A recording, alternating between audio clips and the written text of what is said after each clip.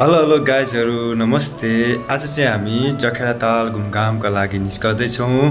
त्यतातिर गएर हामीले चाहिँ केही रमाइलो दृश्यहरू भिडियोहरू बनाउने छौँ, खिचेर हजुरलाई देखाउने छौँ र हामी आफैले पनि त्यता गएर केही रमाइलो गर्नेछौँ। यदि हजुरहरूलाई हाम्रो भिडियो राम्रो लागेमा लाइक शेयर कमेन्ट र सब्स्क्राइब गर्न नभुल्नु होला र नजिकै रहेको बेल आइकनलाई क्लिक गर्न नभुल्नु होला है त साथीहरु। अब चाहिँ हाम्रो भेट जखेरा तालतिर हुनेछ र सायद बीचबीचमा बाटोहरुका नि के रमाइलो दृश्यहरू देखाउनेछौँ। स्वास्थ्य अवस्था त खासै ठिक छैन, मेरो रुगा लागेको छ, घाँटी चाहिँ दुखिराखेको छ, तर पनि हल्का घुमेर चाहिँ माइन्ड फ्रेस गराउने सोचले म चाहिँ रुमबाट निस्कदैछु है त।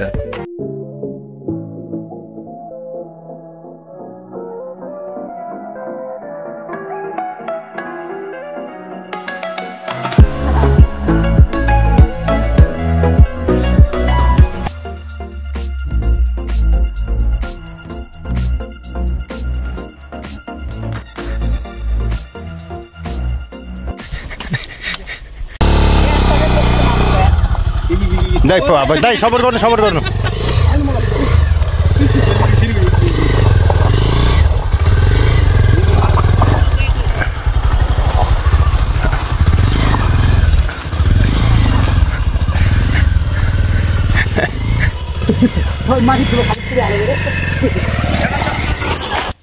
चोबे तैँले टेकाबाट हाले भए सही हुन्थ्यो बरु।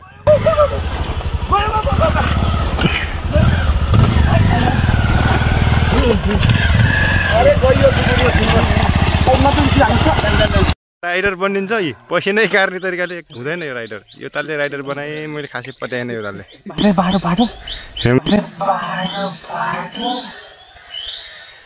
हेम त साथीहरूको होसै हरा अवस्था छ यार।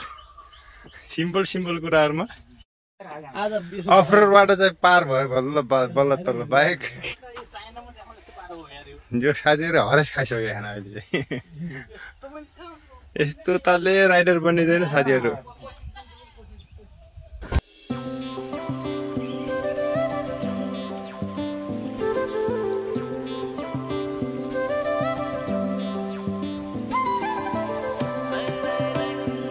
अब चाहिँ हामी यहाँबाट दाइको खेतमा घुमघाम गरेर यहीँबाट जखेरा ताल जाने निर्णय गर्यौँ है त साथीहरू।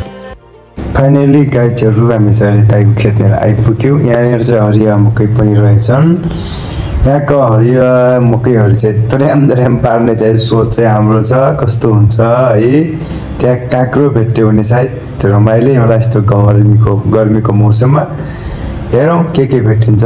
नआएर अलिकति टेन्सन भइरहेको छ यहाँ, रुगाफुगा लागेर। ल हिँडौँ त अगाडि। हरियो मकै दर्याम मकै बारीमा चर्याम भने हो।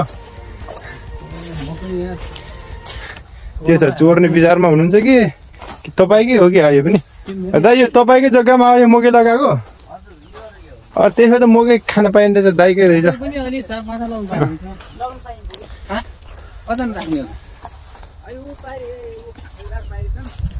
आज मकै चाख्न पाइए लाग्छ साथीहरू। हरियो मकै दर्याम हरियो मकै दर्याम कर्याम हो त। साथीहरू चाहिँ दाइको खेतको अवलोकनको लागि आइरहनु भएको छ।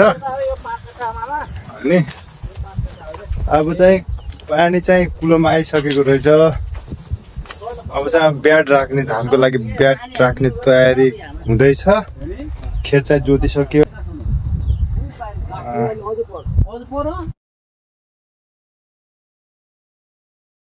हाम्रो दाइले यो अर्ग्यानिक मकैलाई चाहिँ कसरी खानुपर्छ भन्ने कुरा चाहिँ सिकाउनु हुन्छ। यो हरियो मकैमा डाइट हुन्छ हैन? एकछिनै यो अलि छिपेको छ। खै हेर्नु दाइ कहाँनिर छ। हरियो दुधाउने मकैलाई वास्तवमा काँचै खानु पर्छ नि। ल खोज्दै हुनुहुन्छ हाम्रो दाइले मकै बारी दर्याम भन्दै खोज्दै हुनुहुन्छ क्या। मलाई चाहिँ आज लुगा लागेर बोल्न सकिरहेको छैन गाइजहरू। ल हेर्नुहोस् मकै कसरी खाने भन्ने कुरा चाहिँ हामी यहाँ सिकाउँछौँ तपाईँहरूलाई। यसरी हो खाने। गाउँघरतिर हामी सानो हुँदाखेरि हामी यस्तै गरी खान्थ्यौँ। सानो मकै मतलब दुधिलो मकै के कमुलो मकै। वास्तवमा यो पनि औषधि हुन्छ नि। हो चौरा भन्छ कि मकैको चौरा जुङ्गा भने पनि भयो।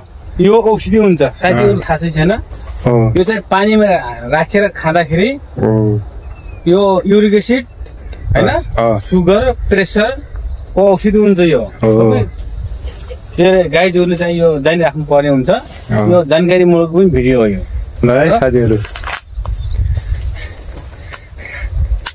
हामीले तपाईहरुलाई ज्ञान गुणका कुराहरु पनि सिकाउँछौं के यो मकै भाँचेको देख्दाखेरि मलाई चाहिँ सानो बेला चाहिँ हेरौं आहा हेरौं त कति मिठो मानी खानु भएको छ मलाई दिनु चाहिँ एउटा अरे मकै द्रेम भन्छ नि यो गिदा चाहिँ यस्तो क्या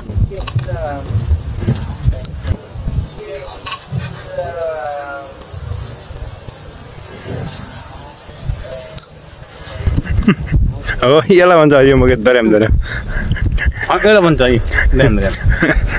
हो फाइनली साथीहरु हामी चाहिँ दाइको खेतमा चाहिँ घुमियो दाइको खेतको हरियो मकैहरु पनि खाइयो टेस्ट गरियो भनौं त्यस कलिला मकैहरु दुधिला मकैहरु खाइयो अब चाहिँ हामी चाहिँ यहाँबाट जखेरा तालको लागि जाँदै छौं है त राम्रो राम्रो नानीहरु देखेपछि यो मन कस्तो हुन्छ होला र जखेरा नानीहरु देखेपछि यो मन कस्तो हुन्छ होला र जखेरा तालतिर चाहिँ हामी प्रवेश गर्दैछौँ ठ्याक्कै जखेरा ताल प्रवेश द्वारमा हामी चाहिँ आइपुग्यौँ साथीहरु अब भित्र गएर चाहिँ हामी चाहिँ के रमाइलो गर्नेछौँ रमाउनेछौँ है फाइनली गाइजहरु हामी चाहिँ जखेरा ताल भित्र प्रवेश गरिसक्यौं अब चाहिँ यहाँको मनोरम दृश्यहरु तपाईहरुलाई देखाउने छौं हेरेर साथ दिनु होला है त